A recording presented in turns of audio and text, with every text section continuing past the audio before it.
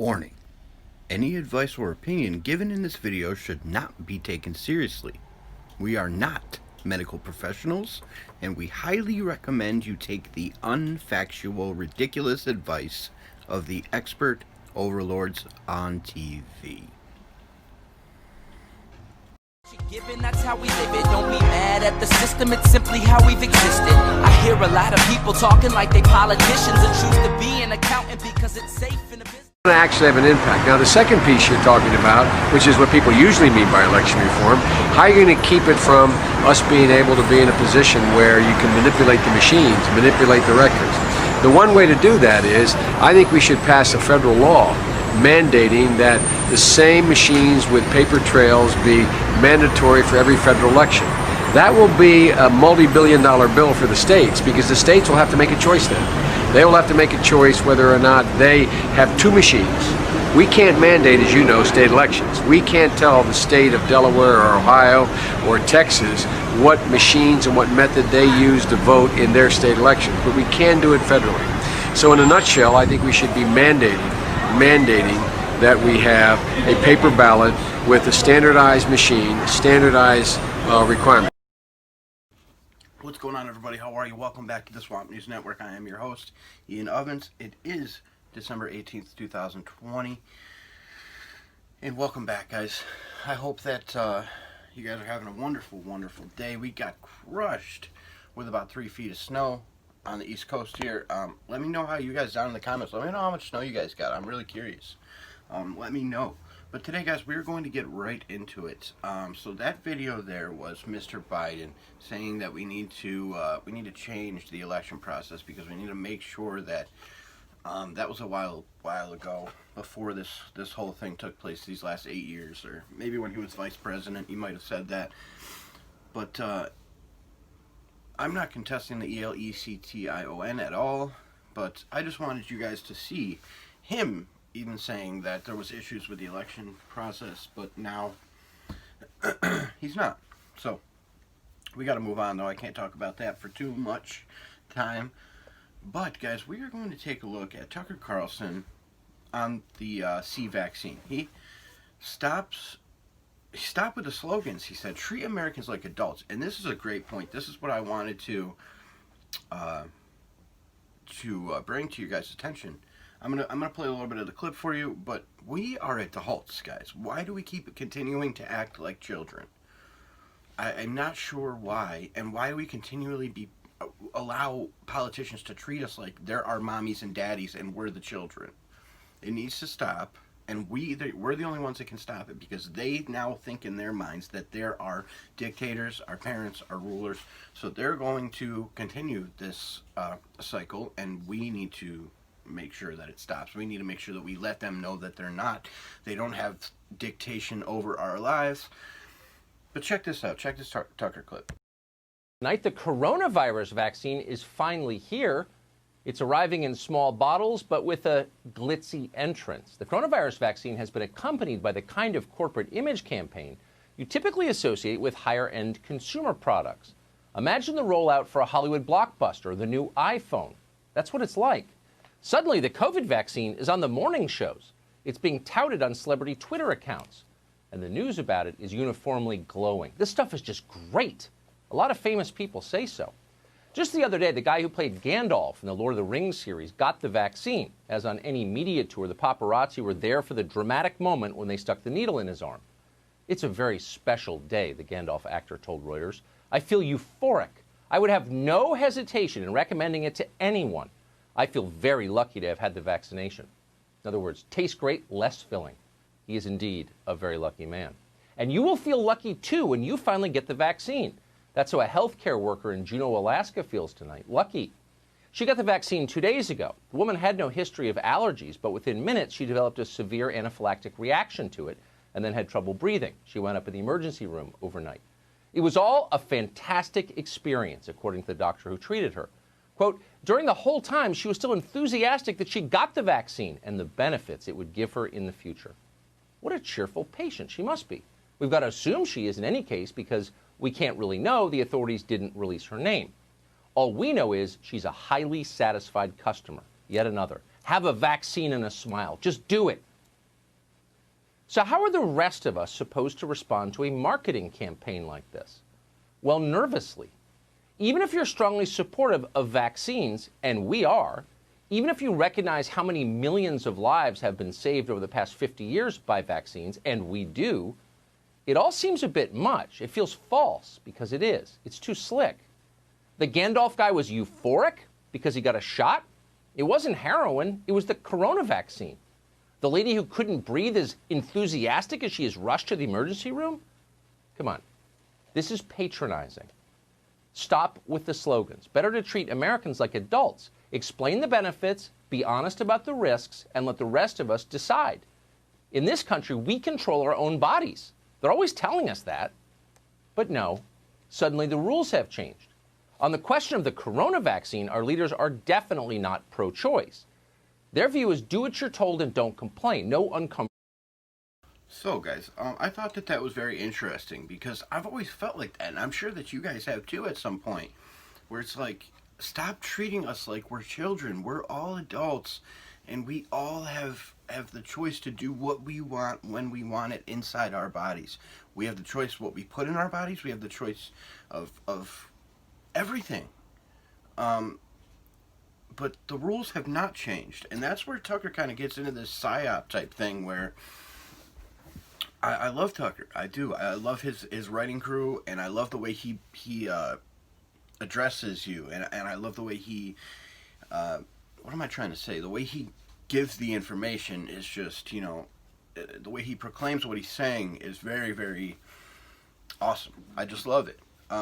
But, you know, he's been in some hot water lately with some conservatives and the whole Sidney Powell thing, but that whole thing I'm just putting to the side, and because we have bigger fish to fry at this point with this whole VAXX.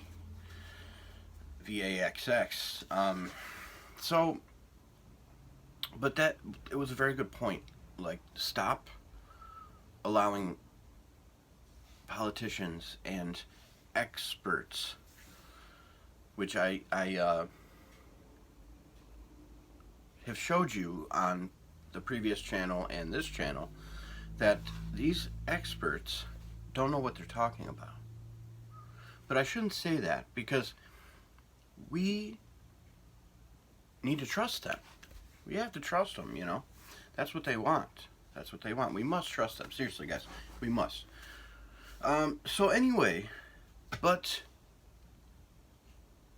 it's just, I don't know. I liked this clip from Tucker. I wanted to share it with you guys. But check out this clip of a nurse who nearly fainted. She did faint. I mean, and let me know in the comments if you guys think this was an act or if you think it's real. When you woke up this morning, did you know you were going to be receiving the vaccine? I did, yes. So, you know, all of my staff, we are excited to get the vaccine. You know, we are in the COVID unit, so therefore, you know, my team will be getting first chances to get the vaccine. And I know that it's really, I'm sorry, I'm feeling really dizzy. Oh, I'm sorry.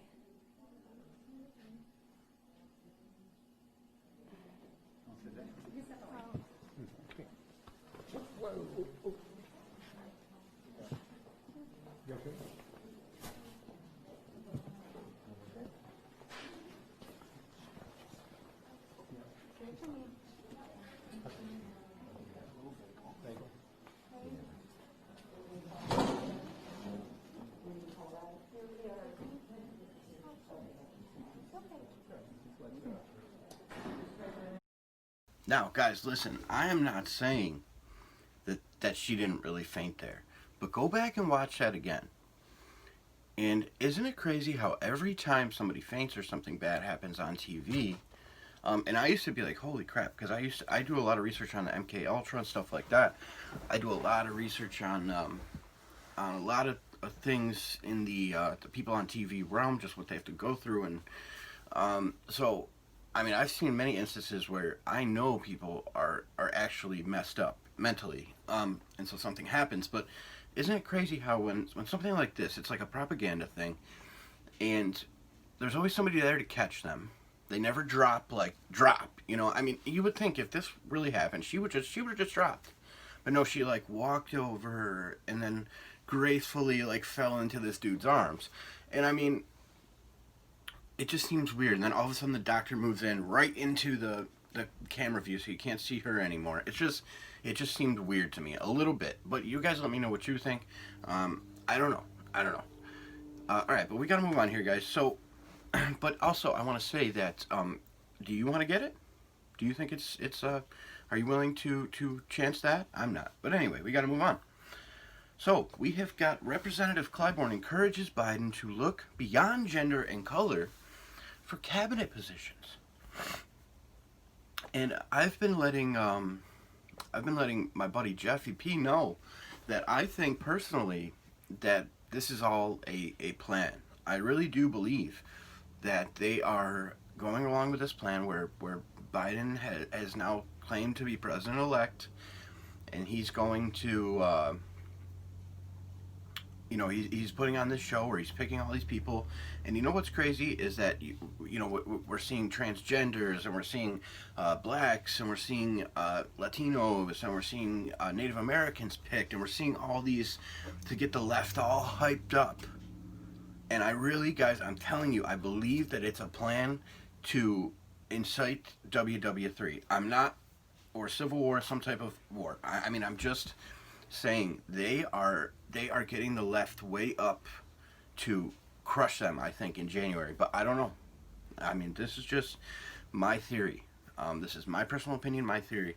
So, but let me know what you guys think. So, President-elect Joe Biden's recent picks to serve in his new cabinet signal a commitment to have an administration as diverse as America's population. But while House Majority Whip James Clyburn wants to see those symbols, he said it's also important to consider a person's experiences during the vetting processes.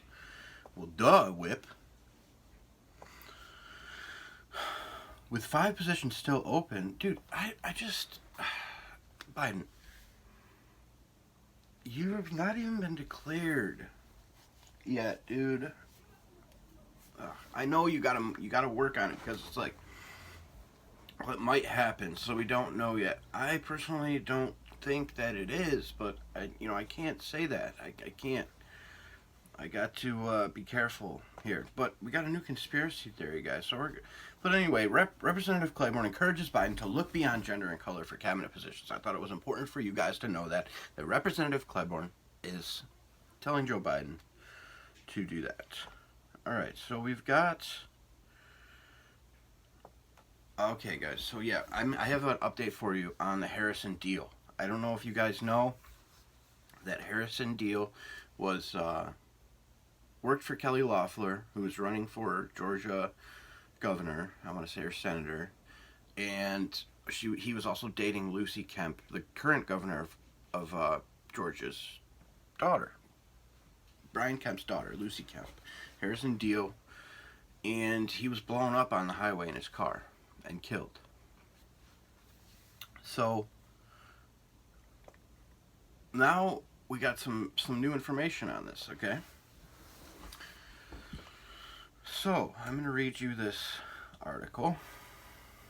In this day and age, everyone is suspicious of everything. Everyone believes there's an ulterior motive for everything happening.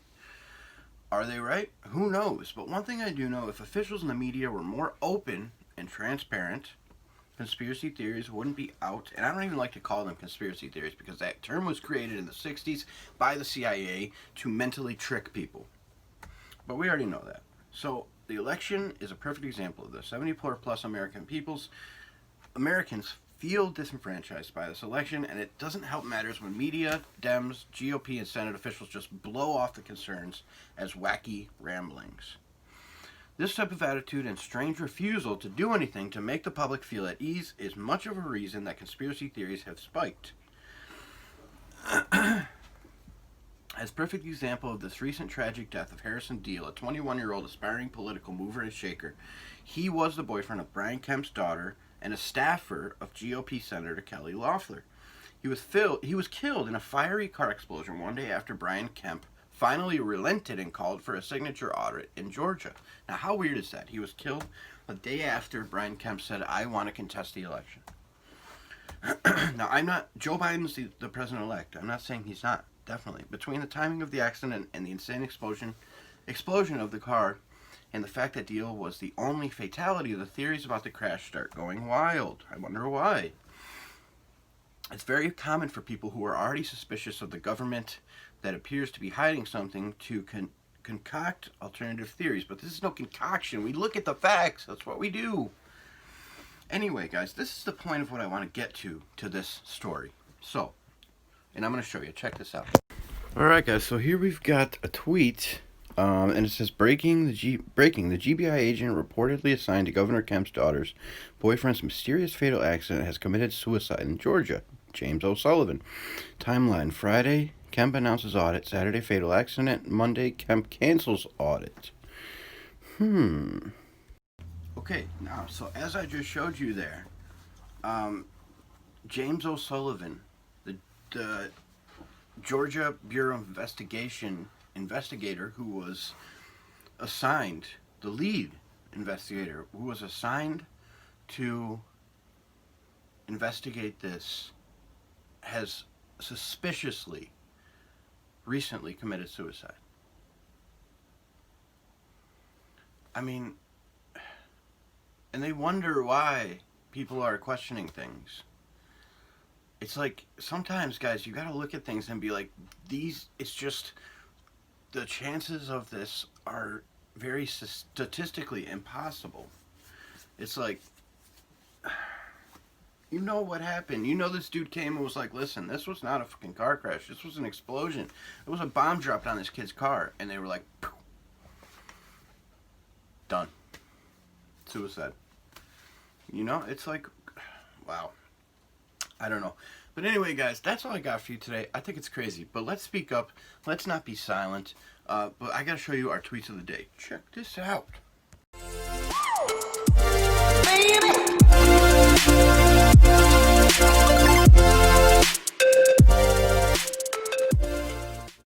So here, guys, we've got a recording, or a picture, rather, of on election night. And this is on Twitter. Joe Biden had 12 million people following his results, and President Trump had 87 million people following his results. So what does that tell you? I don't know. I'm going to let you make the decision for yourself. You need to check this out, folks. Today, Mr. Mark Zuckerberg is selling his shares in Facebook. Wonder why? So, could be part of the plan. Could be what we've been hearing about, which I don't know if you guys have heard this, but please, guys, make sure that you have storable food. Make sure that you have batteries. Make sure that you have water. Make sure you have heat, some type of heat source, guys. Make sure you have candles. Make sure you have things that you need if the power goes out. If the power grid goes blank, guys, if the internet, like, make sure you have things you need to take care of your family. Always. It's better to be prepared than to not be. I'm telling you. And also, so let's talk about the tweets of the day. Mark Zuckerberg sells his shares as CEO of Facebook, which is very weird. I'm not sure why, but he sold them. It's confirmed. And so, also, you just saw a picture of election night. Now, I'm not contesting anything. Joe Biden is president-elect, sure. So, I'm not contesting anything. But on election night, Donald Trump had 84 million people following his results on Twitter. Joe Biden, 12 million. 12 million people following his results on Twitter. What does that tell you?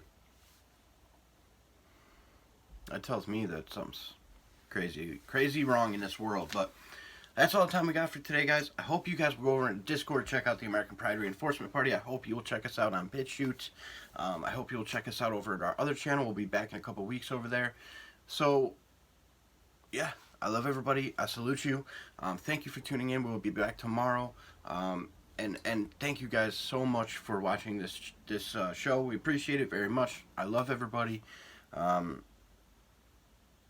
always make sure, guys, that that the news that we bring you and the facts that we bring you deserve, because we want to bring you what's going on in the world and the things that we can do to change it. What can we do to make the world a better place?